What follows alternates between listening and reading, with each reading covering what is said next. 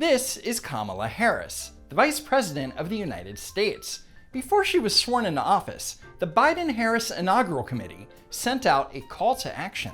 Kamala Harris will make history as our next Vice President of the United States, so we're asking all kids to write her a letter. Whether it's a question they want to ask, an idea they have, or advice they want to share, we want to hear it. First of all, most children under a certain age should not know what a vice president is, let alone who it is. Of course, there are some instances where it would be pertinent. Let's say, for example, that Kamala Harris came to your child's school to read aloud from the book that she wrote. And if she did, that would be an appropriate situation to ask your son or daughter to write a letter thanking her for stopping by. Or maybe they could ask why the illustrator of the book made Kamala's knees red. With that said, I guess I don't see anything wrong with a child writing a private letter to the president or the vice president. Just as long as it's not going to be used for political purposes. Please email us your child's letter and include your name, your child's name, and your hometown, and spread the word by sharing the letter on social media with the hashtag #LettersToKamala. We can't wait to hear from you.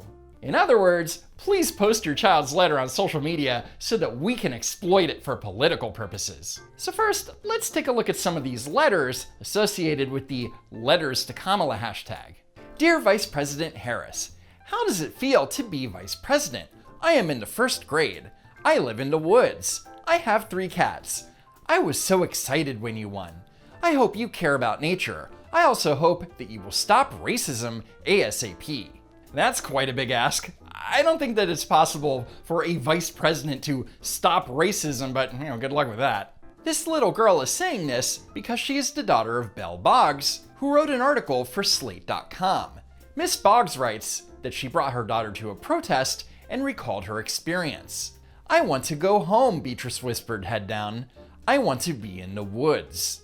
So of course this little girl wants racism to end, because she doesn't want mommy to drag her to protests anymore. Dear Vice President Harris, I am a 3rd grade kid. Congratulations on being the first female vice president. I don't know what it will be like, but I bet you will be a great vice president. Much better than President Trump. I did not think he was a good president in my opinion.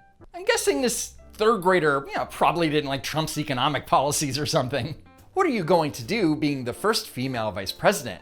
I think you should help President Biden because president is a very hard job. I hope you do well at being the first female vice president.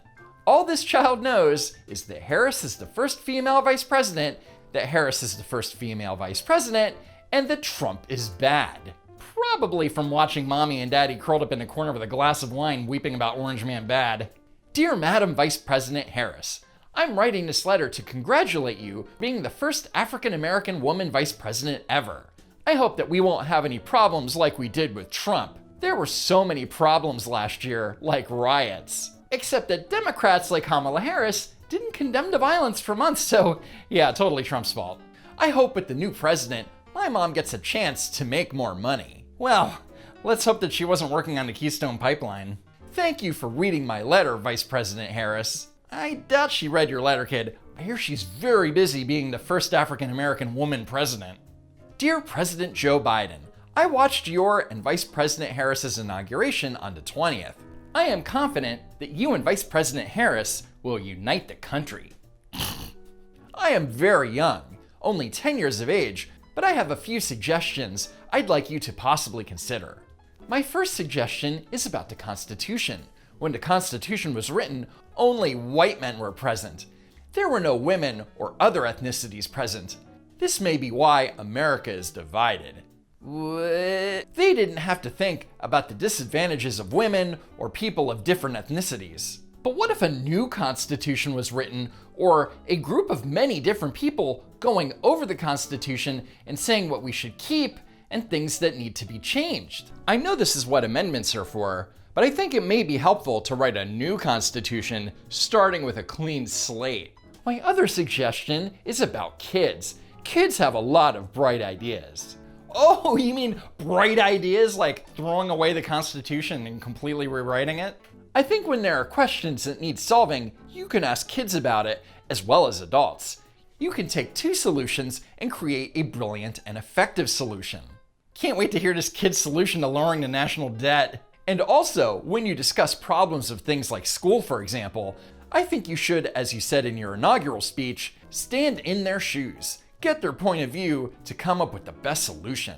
But let's be honest, this 10-year-old didn't come up with any of these ideas. It was this kid's super woke parents who indoctrinated her with this trash. Not to mention that the letter looks highly copy edited and probably went through an intensive rewrite by her SJW parents. I mean, look how it ends. These are the two suggestions I have. I know your team is trying to deal with COVID-19 currently, so this might take you a while to consider.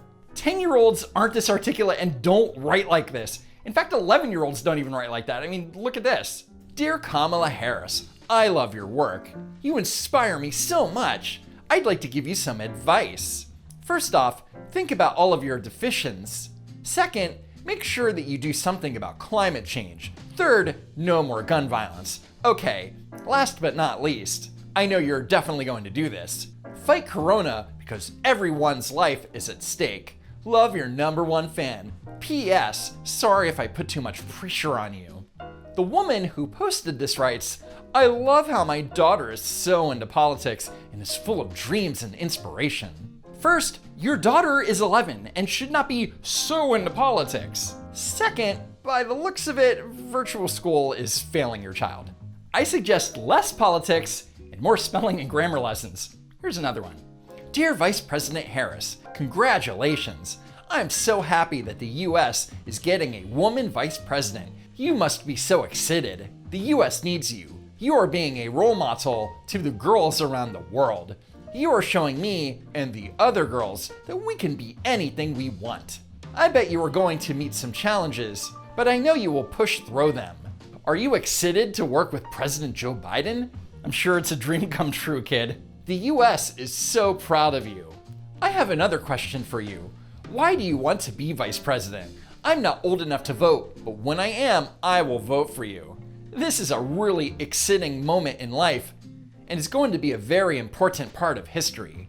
The third grade teacher who posted this frightening example of the sad state of our public schools pinned it to the top of their Twitter profile. And yes, young children make mistakes when they write and spell words, obviously, because they are young children. But instead of these teachers sitting down with students and, teaching them something, she proudly posts it on social media. And the worst part? It was probably the best letter of the class. So the Harris-Biden inaugural committee went through all of the hashtag letters to Kamala responses and picked 3 lucky children to be part of a video. Let's take a look. Dear Kamala. Dear Kamala Harris. Dear Miss Harris. Is it hard doing all that work? What work? All she seems to do is stand behind Joe Biden as he reads off of a teleprompter or while he signs dozens and dozens of executive orders. I have been waiting for get this. I have been waiting for a girl vice president Since forever. Emilia is 5 years old, so forever is a long time. In fact, back in 2016, when Emilia was just a cluster of cells, she was going door to door campaigning for Hillary Clinton.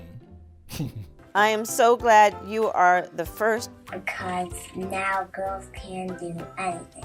Yeah, girl power! The future is female! And she is a Girl Scout. And of course she is, because Amelia is an incredible young leader. She's 5. How's she a leader in any way? As it turns out, the only reason that Emilia was picked is because her mother is the founder of Mamas for Kamala, which was very much involved with Kamala's failed presidential campaign. After Joe Biden secured the nomination, the group joined forces with Joe Mamas. I wish I was kidding. By the way, Kamala never answered Emilia's question, which was kind of like the whole point of this exercise, right? Is it hard doing all that work? Maybe Kamala will answer this later when she actually does something. Hi, my name is Peyton and I'm 11. I hear you're going to be the next vice president. Congrats. When I grow up, I want to be a YouTuber and a soccer player. I am sure you will make a great vice president. The letter goes from congrats on being the next vice president to I want to be a YouTuber. Yeah, don't we all, kid? To I'm sure that you will be a great vice president. Peyton doesn't really seem to care about VP Harris and is more interested in writing about what he wants to be when he grows up. As it should be, because again, Peyton is 11. I think Peyton is going to do anything that he aspires to do. And I love, love, love seeing our young leaders. Young leader? She's acting like he raised money for orphans or something. He wrote a letter. Dear Miss Harris, I hope you are a wonderful vice president. I cannot believe you're of Indian descent just like me. I think you will be great at your job. Why? Because she's of Indian descent? P.S. I am in 1st grade.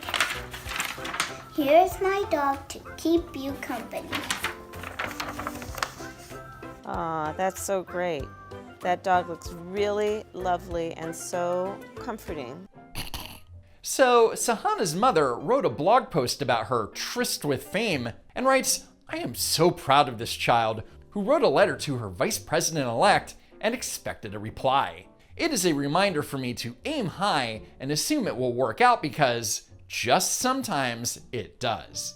So writing a letter and expecting a reply is aiming high? That's actually a super low bar, lady. Anyway, writing a letter is one thing, but parents and teachers and politicians should not be using children to get their little social media moments. Very young children shouldn't be involved with politics in any way. And yes, that includes when Republicans do it. So do everyone a favor. Let your kids be kids and leave the politics to the grown-ups. And I use that term very loosely. Anyway, that's it for now. Thanks for watching, sharing, and slamming that like button. A special thanks to Poofy for her help with this week's script, and you should follow her on Twitter at Saint Sundaday. And you can follow me on Twitter at Don't Walk Run and Instagram at Don't Walk Run Productions. Thanks again for tuning in. Be sure that you're still subscribed to the channel, and as always, I hope to see you next time. If there is a next time.